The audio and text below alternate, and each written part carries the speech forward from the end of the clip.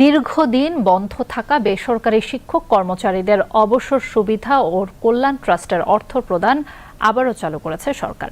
আগামীকাল এই কার্যক্রম নতুন করে উদ্বোধন করবেন প্রধানমন্ত্রী তারেক রহমান। এই উদ্যোগ বাস্তবায়নে সরকার ২,০০০ কোটি টাকার বিশেষ থোক থেকে বরাদ্দ দিয়েছে।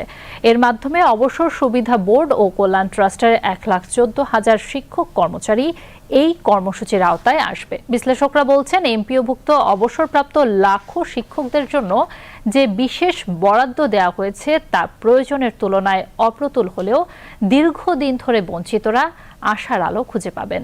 রিপোর্ট সুমন মাহমুদের।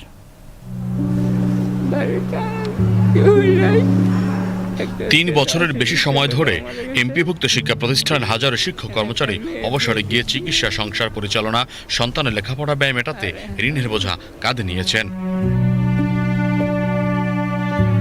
প্রাপ্য টাকার অপেক্ষা থেকে অনেকের জীবন অবসান হলেও টাকা আর পাওয়া হয়নি।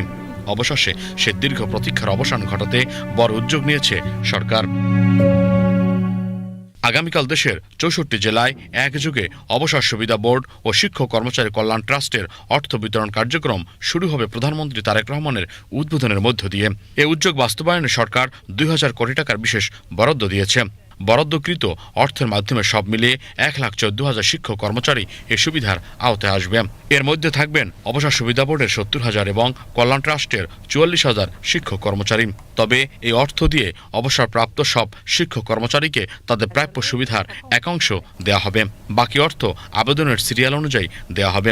শিক্ষাবিদগণ বলছেন, এমপিওভুক্ত শিক্ষকদের এটি শেষ সম্বল। তাই সরকার যে অর্থ বরাদ্দ দিয়েছে তা যেন আরও বৃদ্ধি করে সকল শিক্ষকদের আবেদনগুলো নিষ্পত্তি করা হয়। আমরা যতটুকু দেখে এসেছি যে ট্রেডিশন, তারা ছাতা, লাঠি, জায়নামাজ এ নিয়েই কিন্তু আসলে তারা তাদের বিদ্যা প্রতিষ্ঠান থেকে অবসর গ্রহণ করেন। আমাদের সাবেক প্রধানমন্ত্রী বেগম খালেদা জিয়া তিনি যে উদ্যোগটা গ্রহণ করেছিলেন এটা সত্যি দেশব্যাপী খুবই প্রশংসিত হয়েছিল এবং প্রশংসিত হয়েছিল বলেই পরবর্তী সরকারগুলো কিন্তু আসলে বেগম খালেদা জিয়ার সেই জনকল্যাণমূলক যে প্রথা সেটা কিন্তু আসলে ধারাবাহিকতা রক্ষা করেছে। এ অর্থ বরাদ্দ করেছেন, এটা যদি অপ্রতুল হয়ে থাকে তাহলে আমাদের সম্মানিত শিক্ষকবৃন্দের দাবির বিবেচনা করে যথেষ্ট অর্থ বরাদ্দ দেওয়া যেতে পারে। কল্যাণ ট্রাস্টে বর্তমানে জমে থাকা আবেদন নিষ্পত্তির জন্য ৩,০০০ কোটি টাকা আর অবসর বোর্ডের জন্য ৯,০০০ কোটি টাকার প্রয়োজন। সেই অর্থের পুরোটা পেলে দুই বিভাগের সকল আবেদন নিষ্পত্তি করা সম্ভব উল্লেখ করে বিশ্লেষকরা বলেন, সরকার এ শিক্ষক কর্মচারীদের পাওনা পরিশোধে জোর দেওয়া উচিত। একজন এমপিভুক্ত শিক্ষক তার কিন্তু তারা চেয়ে থাকেন যে তারা অবসরকালীন সময়ে তারা কি পাবেন এবং অবসরোত্তর সময়ে তারা কিভাবে তাদের একটা সেফ লাইফ থাকতে পারে।